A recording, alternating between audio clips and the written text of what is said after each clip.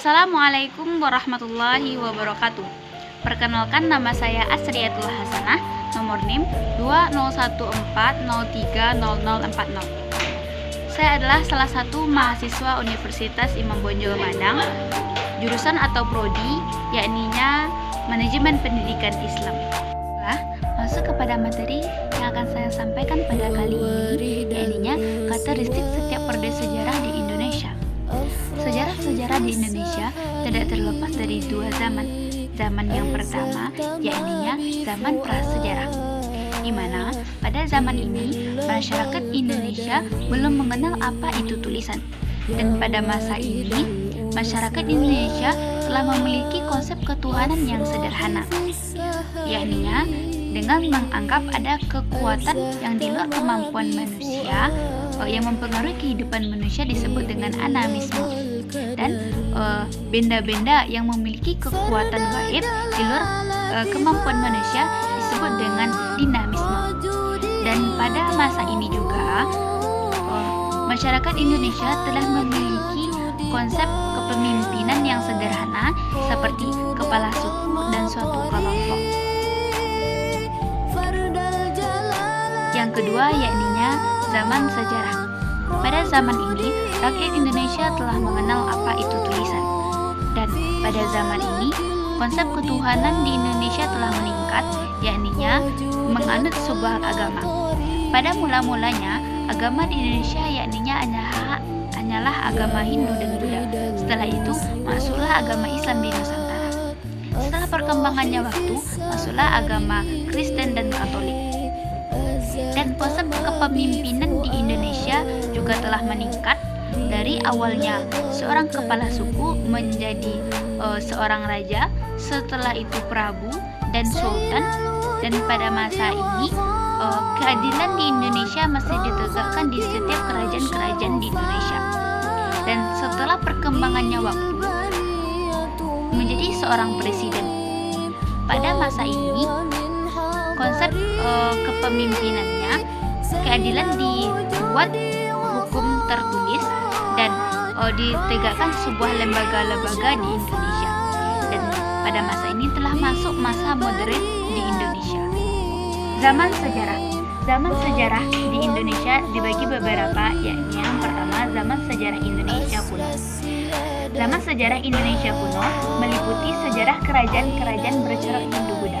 Zaman sejarah ini dimulai dengan berdirinya kerajaan Hindu pertama di Indonesia, yaitunya Kutai di Kartanegara, Kalimantan Timur pada tahun 400 Masehi, dengan ditemukannya 7 yupa yang menceritakan nilai sejarah, politik, ketuhanan dalam bentuk kerajaan, serta sedekah kepada para brahmana.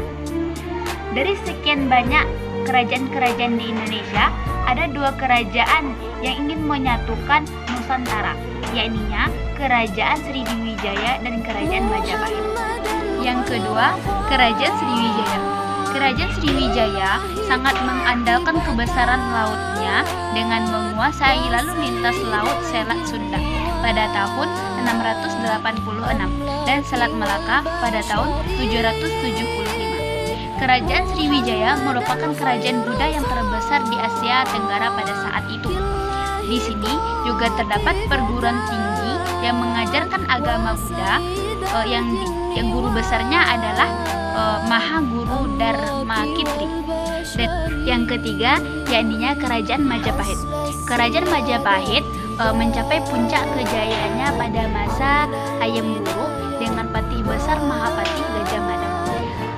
Majapahit meninggalkan sejarah karya besar seperti Negara Kartagrama pada tahun 1365 yang terdapat di dalam istilah Pancasila karangan Empu Prapanca.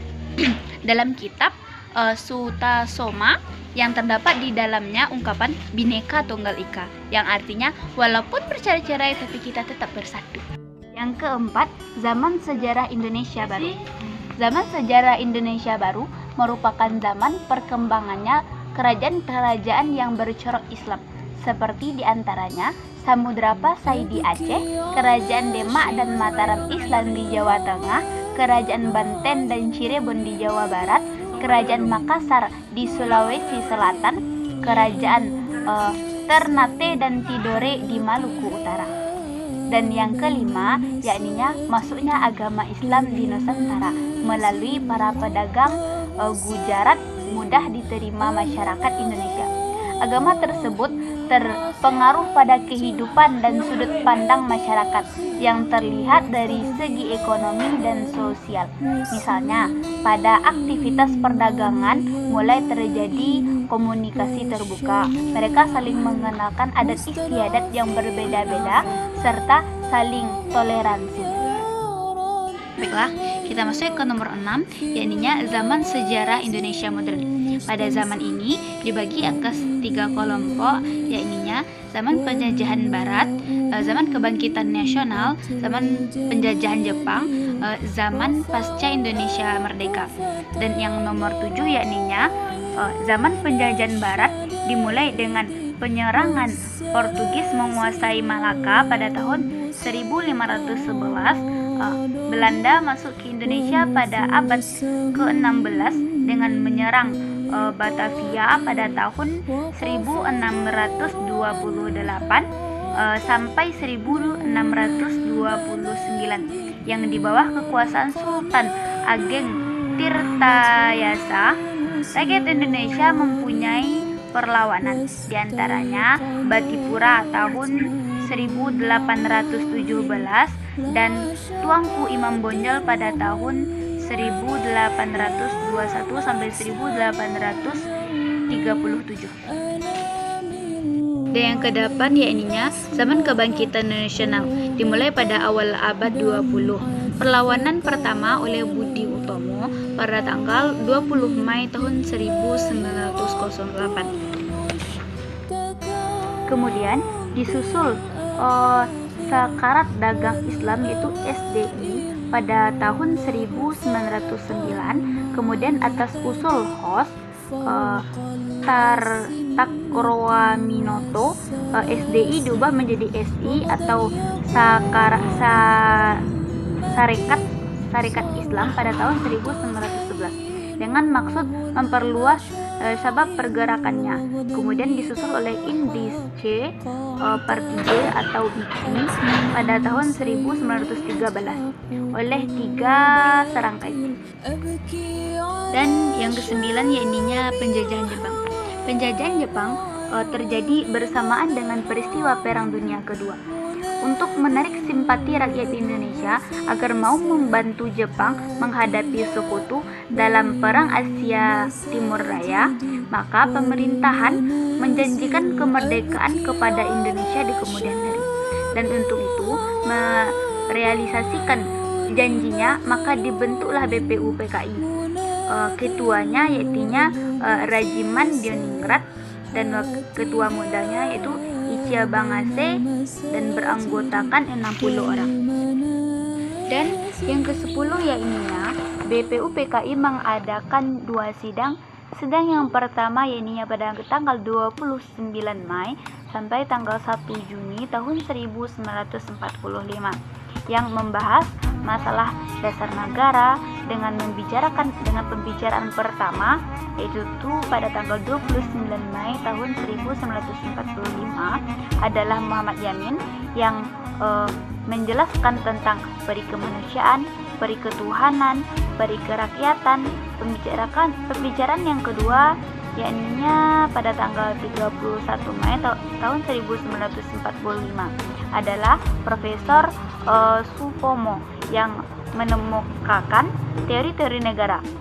Pembicaraan yang ketiga yaitu pada tanggal 1 Januari tahun 1945 oleh IR Soekarno yang mengusulkan tentang nasionalisme, internasionalisme, mufakat, kesejahteraan sosial, ketuhanan dan kebudayaan yang dikemukakan oleh IR Soekarno disebut Pancasila. Dan sidang yang kedua yakninya menghasilkan Piagama Jakarta oleh Panitia 9 yang ketuanya oleh IR Soekarno dan membahas tentang bentuk negara pada tanggal 10 Juli tahun 1945. Untuk menghasilkan keputusan lain adalah membentuk panitia kecil, yaitu satu, perancangan Undang-Undang Dasar oleh IR Soekarno, yang kedua ekonomi dan keuangan oleh Muhammad Hatta, dan yang ketiga perancangan pembelaan tanah air oleh saudara Abi Kusumo Djokrosujoso. Dan yang ke-11 yakninya PPKI. Jepang mengalami masa sulit menjelang kekalahannya di Perang Asia Timur Raya. Keadaan menunjukkan bahwa kekuatan Jepang makin terdesak oleh pihak Angkatan Laut Amerika Serikat. Demi mendapatkan bantuan dari masyarakat Indonesia, maka dipanggillah IR Soekarno, Muhammad Hatta, dan Regimen Leningrad ke Saigon atas panggilan Jenderal Terauchi pada tanggal 8 Agustus tahun 1945 dan memberikan cap pada tanggal 9 Agustus tahun 1945 bahwa menetapkan IR Soekarno sebagai ketua, Muhammad Hatta sebagai wakil, dan Regimen Leningrad sebagai anggota. Dan pada tanggal 9 itu anggota telah boleh melaksanakan tugasnya. Dan panitia lekas tidaknya pada tanggal 9 itu kerja panitia tetap diserahkan kepada panitia, dan di saat itulah terbentuknya BPUPKI. Dan yang nomor 12 yakninya masa pasca proklamasi. Masa pasca proklamasi ini juga dibagi yang dinamanya pada masa Orde Lama, Orde Baru, dan Reformasi. Yang ke-13 yakninya pada masa Orde Lama. Pada masa Orde Lama merupakan masa kepemimpinan IR Soekarno, dimulai sejak ditetapkannya IR Soekarno sebagai presiden pada tanggal 18 Agustus tahun 1945 ketika sidang PPKI pertama dan terakhir tahun 1966 setelah terjadi peristiwa 30 PKI. Pada masa awal kemerdekaan ini ternyata Indonesia masih menghadapi rongrongan Belanda yang bermaksud menanamkan kekuasaan kembali di Indonesia, yaitu dengan membentuk NICA. Dan yang ke-14 yakninya tentang beralihnya kepemimpinan kepada Jenderal Soeharto. Sejak diterimanya surat pemerintahan pada tanggal 11 Maret tahun 1966, yakninya Super Semar dari Presiden Soekarno, masa Orde Baru berkuasa selama 32 tahun dan akhirnya tumbang pada tahun 1998. Setelah terjadinya tuntutan besar-besaran dari masyarakat dan mahasiswa, tumbangnya Orde Baru menandai dimulainya masa kepemimpinan baru, yaitu masa reformasi yang menuntut perubahan di beberapa bidang. Dan yang ke-15 yang terakhir yakninya masa reformasi. Masa reformasi terjadi sejak tumbangnya masa Orde Baru tahun 1998 sampai saat ini. Baiklah, mungkin hanya itu yang dapat saya sampaikan materi saya pada kali ini. Semoga bermanfaat dan sangat banyak kesalahannya mohon dimaafkan. Cukup sekian, terima kasih. Assalamualaikum warahmatullahi wabarakatuh.